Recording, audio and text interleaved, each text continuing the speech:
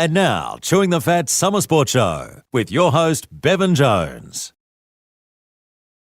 Well, g'day and welcome to another episode of Chewing the Fat. Bevo here down at the Edinburgh Hotel at Mitcham tonight, and I'm joined by royalty, joined by Australia's powerful man, that is Jordan Biggie Steffens. Last year on Sunrise, in front of thousands or millions of viewers, he actually pulled a Boeing 737 plane and did a wonderful job of it. And in a couple of weeks' time for charity, I'll get to talk about who that charity is for in a couple of minutes' time, but he's going to be pulling a train, that's right, a train in a couple of weeks' time. To talk all about it is the big man himself, Jordan Biggie Steffens. Great to have you on Chewing the Fat, mate. Mate, it is a pleasure to be back.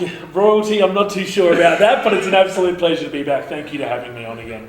So talk us through the big train pull in a couple of weeks' time. Yeah, so what we've got in 3 weeks' time, the 26th of May at Mount Barker, at Steam Ranger at Mount Barker Railway Station, I will be pulling a train that weighs 203 tonnes to raise money for Steam Ranger, as one of their trains that's sitting in their shed is actually the train off of Thomas the Tank Engine. Oh. So this train was actually made back in the 30s, and Thomas the Tank Engine brought out a series where it was trains from around the world, and the train that's sitting up here in Adelaide in Mount Barker is the Australian train.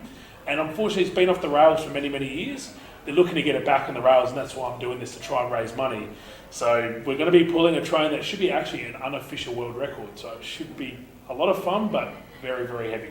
Mate, you're just breaking records left, right and centre. So at least I'm not breaking myself left, right and centre at the moment. But no, look, it's been good. It's been a very good last year, and you know, like I said, from last time it's been on here, I think we've both been up to a lot since then. Yeah, absolutely. And obviously, again, you're doing it for charity. Talk us through this time who it's for. Yeah, so look, this one is for Steam Ranger in Mount Barker. This is to help raise money to get that train back on the tracks. This is a piece of Australian history we have here, something that kids see all around the world. Shane, the train's name is actually, and it's been sitting in and just needing to get a whole lot of work done on it, and it's still needing a whole lot more money to be raised on it.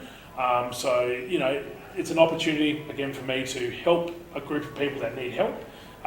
And obviously, hopefully one day get a world record as well, which would be fantastic. Yeah, it's fingers crossed for you with that one. Now, talk us through last year. I mentioned before, it was actually live on Sunrise, and you actually did a wonderful job bucketing down with rain, and 6 o'clock in the morning, and you pulled a Boeing 737. Talk us through it, mate.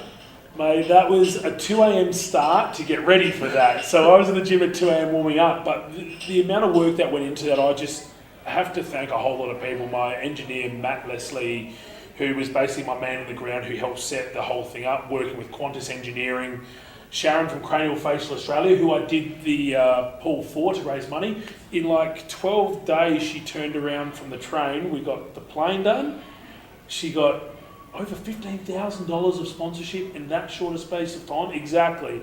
And it was possibly the worst conditions we could have had. It had a headwind pulling towards us, so it made the plane even harder. The water was at least, I don't know, a couple centimetres on the ground.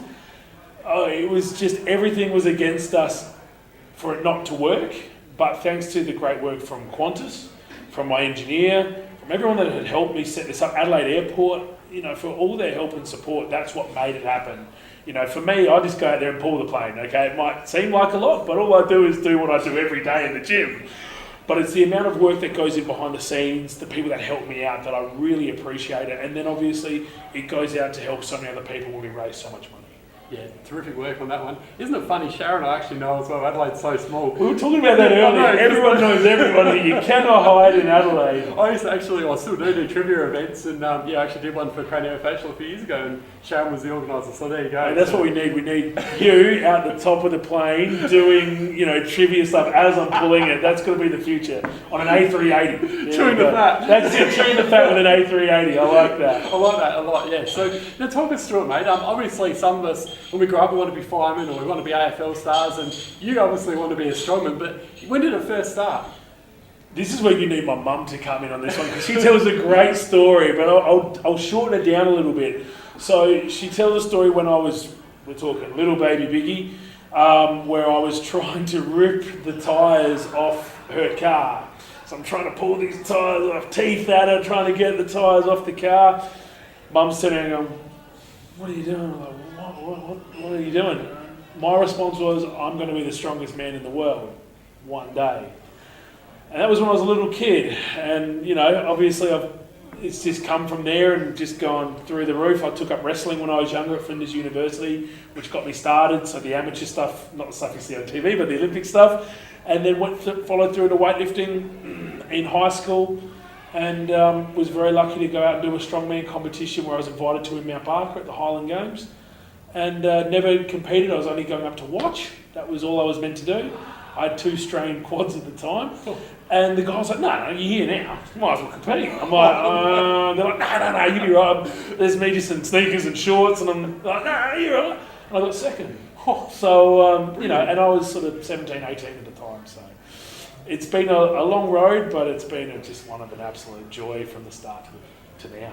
Yeah, and love it. And going forward, as we talked about, you've got the train coming up. What's happening in the next couple of years? What else have you got going on? Well, look, the goals are for me is just to keep pegging away, trying to help as many people as humanly possible. So I just did the Medieval Festival the other day, which is an absolute ball. I coach full time as well, the state weightlifting team, so I look after a lot of guys in weightlifting. So, you know, I work hard trying to get as many good athletes through the sport and into the sport of weightlifting as possible. But for me, of course, I want to take home the world record train, which the current world record's held by a friend of mine in Sydney back in the 90s. And I'd love to bring home the current world record for the plane as well, because that was held by a friend of mine from Sydney as well. So I want to try and get a few of these records back to Australia where they should be. But again, the coaching side of things for me is massive now as well. And I'm just loving looking after so many good athletes. Speaking of that, you look after an 11-year-old kid, Dom Big, who was on Today Tonight with you the other week and stuff. Brilliant interview. How's he going so far?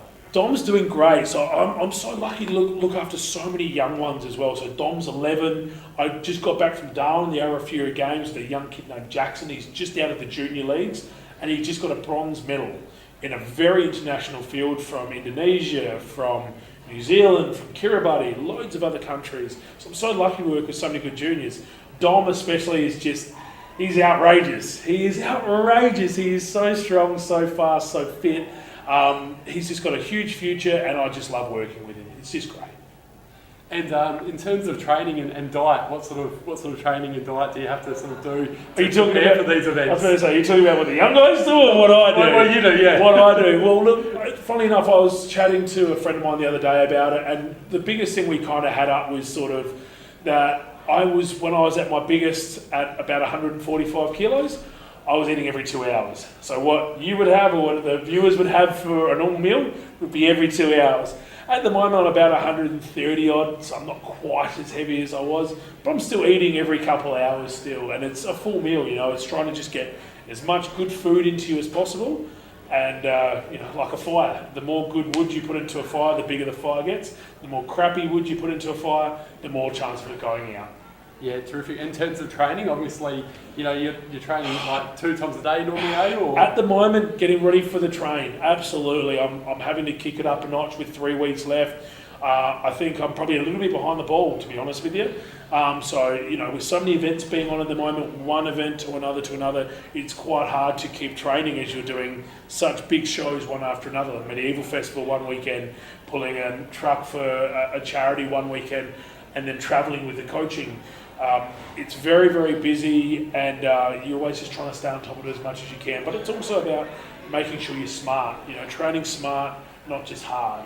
You know, making sure you don't get hurt, making sure you don't get injured, because with the poundages we move, the chance of injury does get quite high. So, no, we're up on it at the moment, but see how we go. Bending those knees, of course. That's it, yep, strong back and bending the knees. I love it. Now, mate, so before I let you go, we're going to do something new. It's actually thanks to 90 Mile Line. So we're doing 90 seconds thanks to 90 miles. So something new that we're doing for our Chewing the Fat going forward. I'm going to ask you a series of questions in 90 minutes, and we'll get the stopwatch ready. That's why I've just got this ready to go.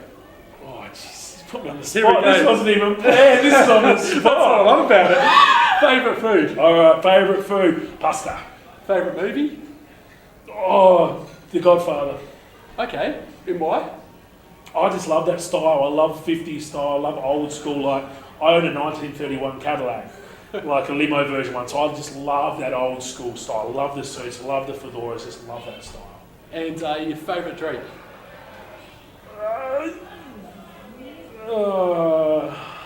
Water? That'll do. Why not water? Favourite holiday destination? Oh, favourite holiday destination. You know what? Tokyo. Love Japan. Beautiful place. Absolutely stunning. Love it. What's so good about Japan? I've never been there before. So. You need to go. Yeah? You need to go. Tokyo is just a beautiful place. The people are so friendly, so pretty. It's one of the safest places you can go to. You could leave your bag outside for a day and no one would even touch it. It is just such an awesome place. Okay, and 2019 AFL Premier? You know it. You know where I'm going with this. You know it's the Tigers all the way. Go the Tigers, mate. What a rough start of the year though. But you did knock on Port the other week, you cheeky buggers. So. And he knows it too. No, it's going to be one of those seasons. It's with Rance gone and it's a bit tough like that, and every team just you could not pick a winner at the moment, could you? So true. Yeah. Summer or winter? Winter. And pie with sauce or without sauce? I'm going to say without. Without? You're going to hate me for that one. Yeah, you can't have a pie without sauce. Come on, mate. Sauce on the side. How's that one sound? I like it. Jordan Biggie Steffens, mate, it's been an absolute pleasure having you on Chewing the Fat. Thank you to Terry May for filming for us and to the Edinburgh Hotel as well, looking after us. It's been a great blast tonight chatting to you, mate, and all the best for a couple of weeks' time. Thank you very much. Cheers.